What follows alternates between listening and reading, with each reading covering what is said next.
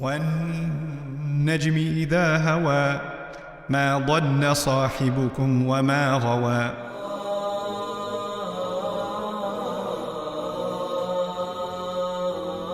I got to keep track of time. Good, 8 minutes. 8 minutes, I think I can do one good thing so we can move things along.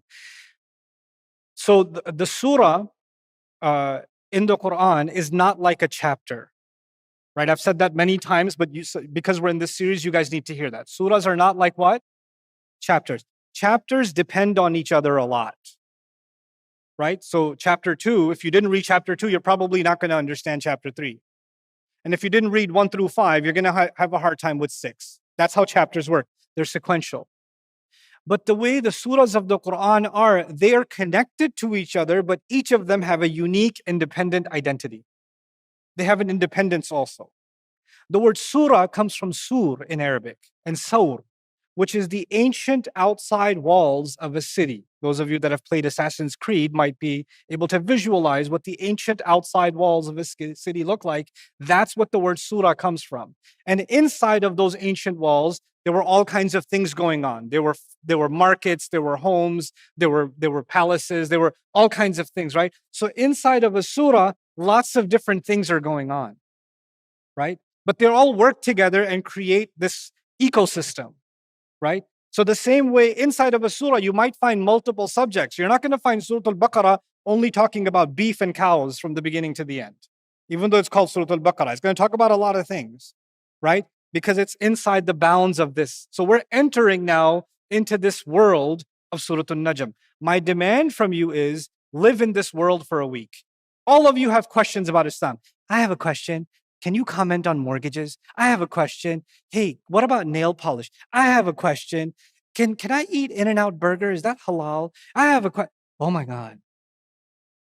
Put your questions in a shelf and lock that shelf for a week.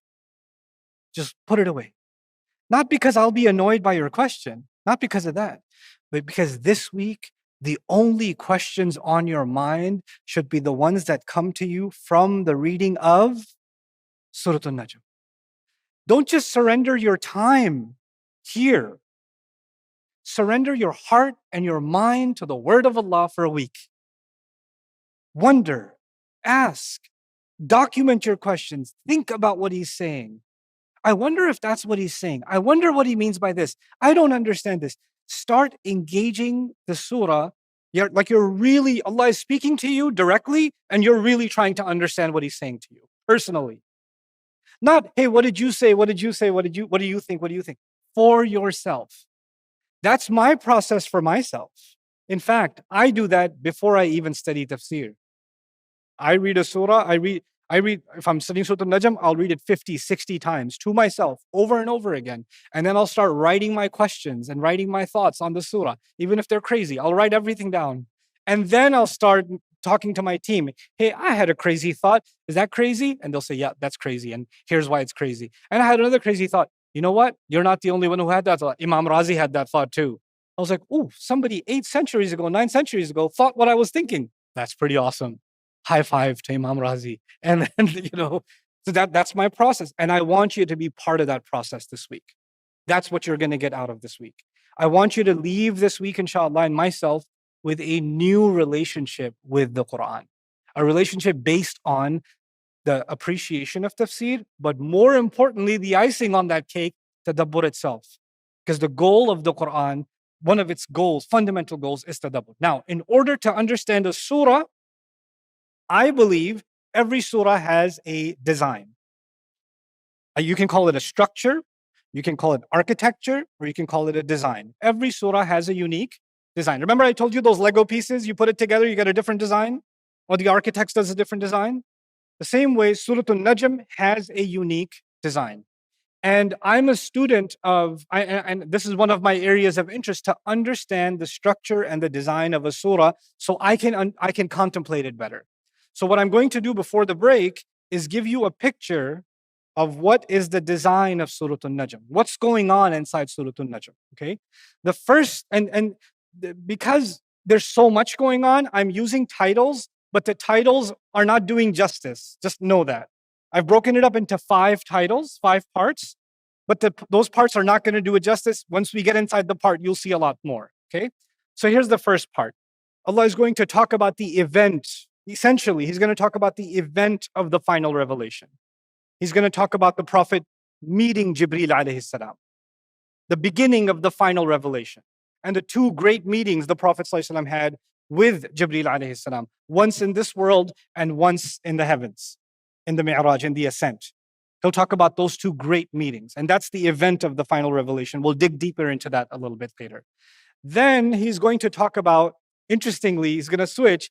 By the way, meeting with Jibreel, what kind of creation is Jibreel? An angel. And Allah will say, by the way, you people deny that He met Jibreel. Let's talk about what you believe about angels. And so they believe that the angels will speak on their behalf on Judgment Day, that they are daughters of Allah. And we're going to dig into that. And that's their false idea of salvation. That's what I mean by false salvation. Then Allah will talk about, makes sense. No, that's not how salvation works. True salvation works this way, right? And you don't need angels to come in between and plead your case. Allah is forgiving on His own.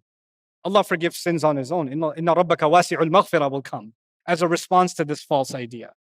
Then the next topic is going to be, Allah will talk about revelations throughout history and guidance that has been throughout history, and how unfortunately so many nations received guidance and rejected guidance, and received guidance and rejected guidance. So a summary of all of previous revelation, summary of its main lessons, and a summary of the tragedy of history when different nations dealt with revelation. And finally, the final day is just about arrived. Azifatil azifa. The final day is on the verge. We're in the final episode of the story of humanity. It's begun because the final revelation came. That means the last episode for human history has begun. Azifatil azifa. Now, if you look at these 5 components, you'll see the final revelation and the final day are at the beginning and the end. You see that? There's a relationship between the top and the bottom. Does everybody see that? Right?